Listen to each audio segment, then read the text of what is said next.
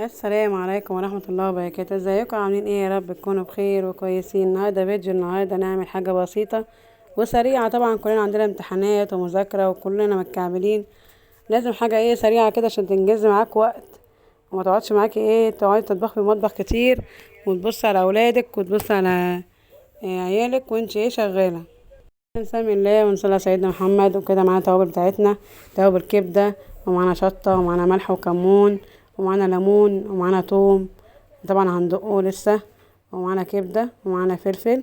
ده نص كيلو كبدة عصافيري اللي هي الصغننة خالص، قطعة صغيرة خالص، دي كبدة ايه عصافيري. حطينا بقى الشطة والكمون والملح هندقهم في الهون. هجيب بس ايه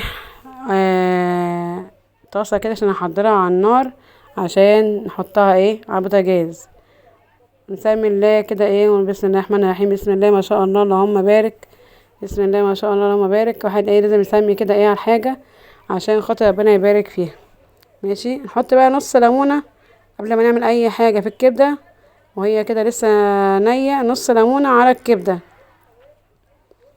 تعصر عليها ليمون ليه؟ عشان خاطر يثبت فيها الحديد، وعشان خاطر ايه كمان ما تغمقش منك وتسود وانت بتحمريها.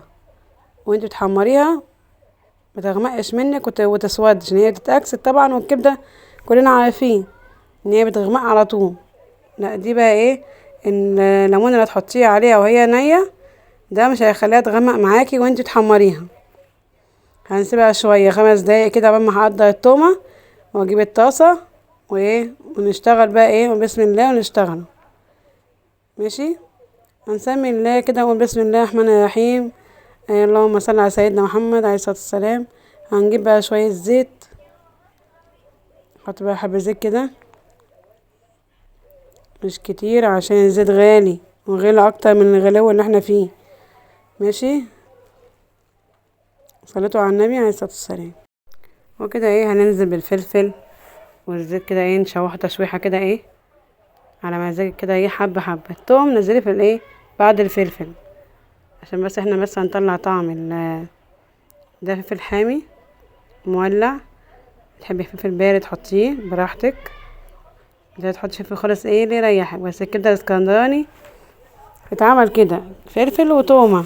في ناس بتوع مصريين بيحطوا لها بصله، لكن احنا الاسكندرانيه ايه بنحط ايه على الكبده توم وفلفل بس وتوابل الكبده وشكرا او على كده.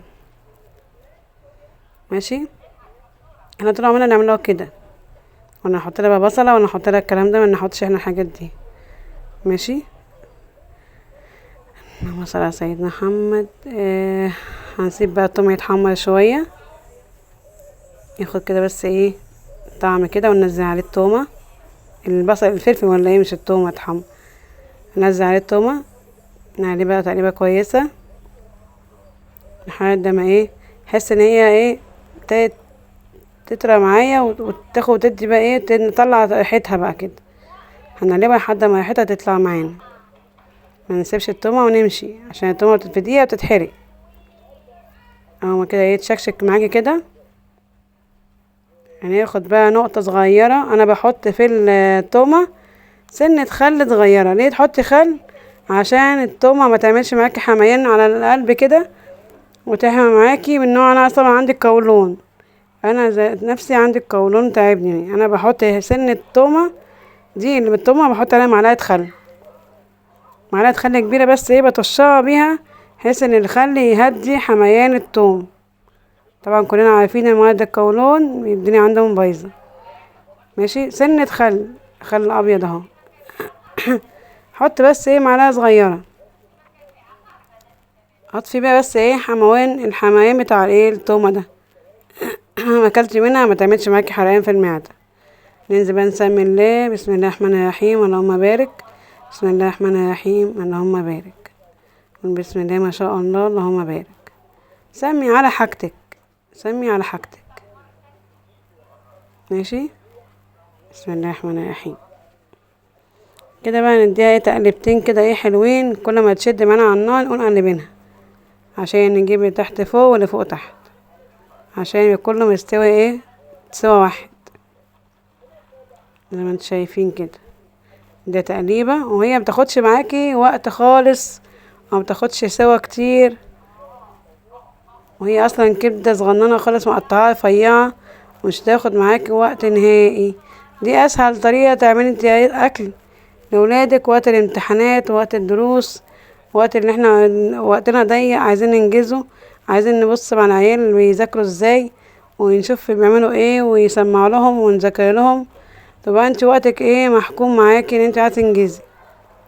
ماشي كده، نقلب بقى تقليبه كويسه، وحطينا طبعا الملح والفلفل، ملح وكمون وشطه في ايه، في التومه زي ما انت شايفه كده. اللهم صل على سيدنا محمد. نقلب تقليبه حلوه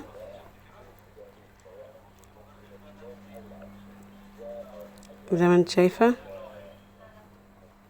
اهم حاجه ما تسيبهاش تمشي، هتنشف منك وتتلسع.